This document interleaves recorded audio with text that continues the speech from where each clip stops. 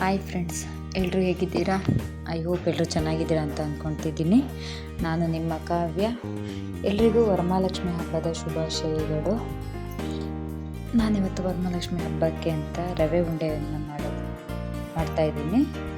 ನೋಡಿ, ಆಲ್ರೆಡಿ ಎಲ್ಲದನ್ನು ನಾನು ರೆಡಿ ಮಾಡಿ ಇಟ್ಕೊಂಡಿದ್ದೀನಿ ಅಲ್ವಾ. ಸಕ್ಕರೆನ ಪುಡಿ ಮಾಡಿ ಇಟ್ಕೊಂಡಿದ್ದೀನಿ. ವಿಡಿಯೋ ಎಲ್ಲ ಶಾರ್ಟ್ ಆಗಲಿ ಅಂತ ಹೇಳ್ಬಿಟ್ಟು, ತುಂಬ ಲಾಂಗ್ ಬೇಡ ಅಂತ ಹೇಳ್ಬಿಟ್ಟು ನೋಡಿ ಬನ್ನಿ ಮಾಡೋದಕ್ಕೆ ಹೇಳ್ಕೊಡ್ತಿದ್ದೀನಿ. ನಾನು ಅದಕ್ಕೆ ಸಣ್ಣ ರವೆ ತೊಗೊಂಡಿದ್ದೀನಿ. ಸಣ್ಣ ರವೆನ ಈ ಲೋಟದಲ್ಲಿ 3 ಕಪ್ ಆಗೋಷ್ಟು ತೊಗೊಂಡಿದ್ದೀನಿ. 4 ಕಪ್ ಆಗೋಷ್ಟು ರವೆ ತೊಗೊಂಡಿದ್ದೀನಿ. ಮತ್ತು ಸಕ್ಕರೆ ಕೂಡ 1.5 ಕಪ್ ಆಗೋಷ್ಟು ತೊಗೊಂಡಿದ್ದೀನಿ. 1 ಕಪ್ ಗೋಡಂಬಿ, 1 ಕಪ್ ದ್ರಾಕ್ಷಿ, ಸ್ವಲ್ಪ ತುಪ್ಪ ಇದು ಮನೆಯಲ್ಲೇ ಮಾಡಿರೋಂಥದ್ದು.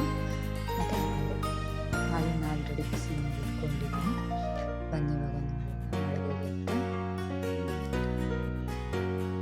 ಮೊದಲು ಬಂದುಬಿಟ್ಟು ರವೆನ ಸ್ವಲ್ಪ ಹುರ್ಕೊಳ್ಳೋಣ ಚೆನ್ನಾಗಿ.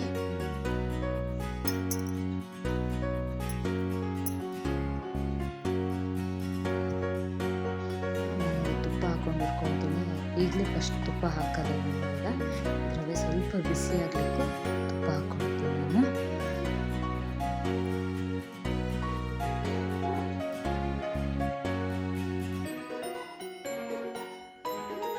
ತುಪ್ಪ ಮನೆಯಲ್ಲೇ ಮಾಡಿರುವಂಥ ತುಪ್ಪ.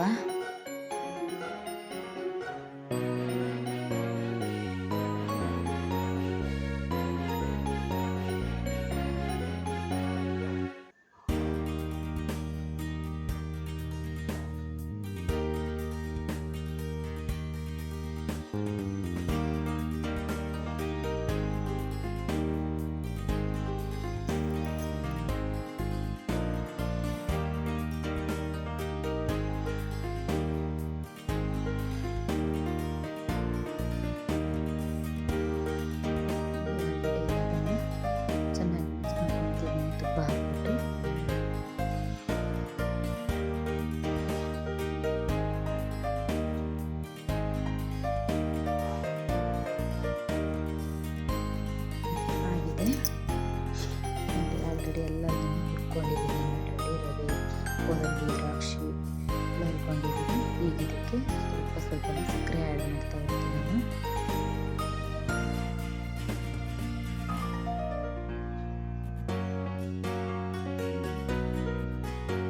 ಇದು ಬಿಸಿರೋದ್ರಿಂದ ಸ್ವಲ್ಪ ಚಮಚದಲ್ಲಿ ಕಲಿಸ್ಕೊಳ್ತಾ ಇದ್ದೀನಿ. ಸ್ವಲ್ಪ ತಣ್ಣಗಾಗಬೇಕು, ಕೈಯಲ್ಲೇ ಕಲಿಸ್ಕೊಡ್ತೀನಿ. ಯಾಕಂದರೆ ಒಂದು ಸ್ವಲ್ಪ ಹದ ಆಗೋಷ್ಟು.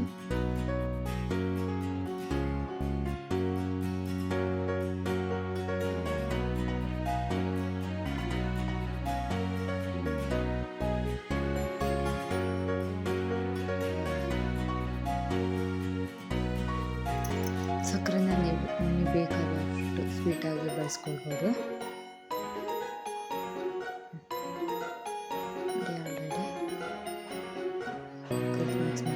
ಆಲ್ರೆಡಿ ಮಿಕ್ಸ್ ಮಾಡ್ಕೊಂಡಿದ್ದೀನಿ ಎಲ್ಲದನ್ನು. ಬಿಸಿ ಬಿಸಿಯಾಗಿರುವಂಥ ಹಾಲು ಹಾಕ್ಕೊಂಡ್ಬಿಟ್ಟು ಉಂಡೆ ಕಟ್ತವನ್ನ. ಹಾಲು ತುಂಬ ಬಿಸಿ ಇದೆ ಇವಾಗ, ಅದು ಸುಡ್ತಾ ಇದೆ.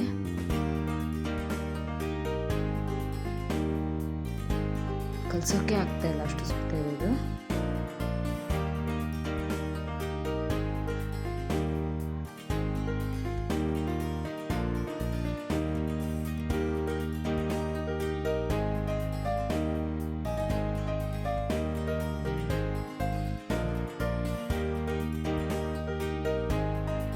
ನಿಮಗೆ ಚಿಕ್ಕದು ಬೇಕಾದ್ರೆ ಚಿಕ್ಕದು ಮಾಡಿ, ದೊಡ್ಡದು ಬೇಕಾದ್ರೆ ದೊಡ್ಡದು ಮಾಡಿ.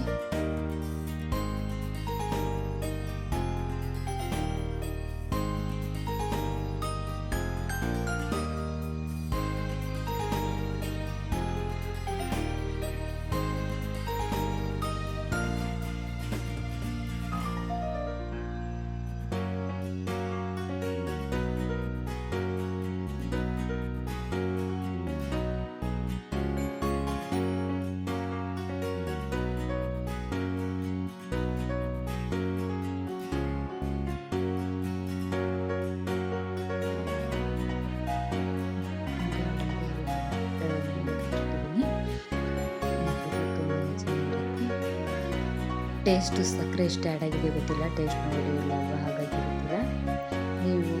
ಹಾಕ್ಕೊಂಡ್ಬಿಡಿ. ನಾನು ಅಂದಾಜಿಗೆ ಹಾಕ್ಕೊಂಡಿದ್ದೀನಿ, ಅಷ್ಟು ಜಾಸ್ತಿ ಸಕ್ಕರೆ ತಿನ್ನಲ್ಲಲ್ವ, ಹಾಗಾಗಿ ನನ್ನ ಚಾನಲ್ ನಿಮಗೆ ಇಷ್ಟವಾಗಿದ್ದರೆ ಲೈಕ್ ಮಾಡಿ, ಶೇರ್ ಮಾಡಿ, ಕಮೆಂಟ್ ಮಾಡಿ ಮತ್ತು ಸಬ್ಸ್ಕ್ರೈಬ್ ಕೂಡ ಆಗಿ. ಧನ್ಯವಾದಗಳು.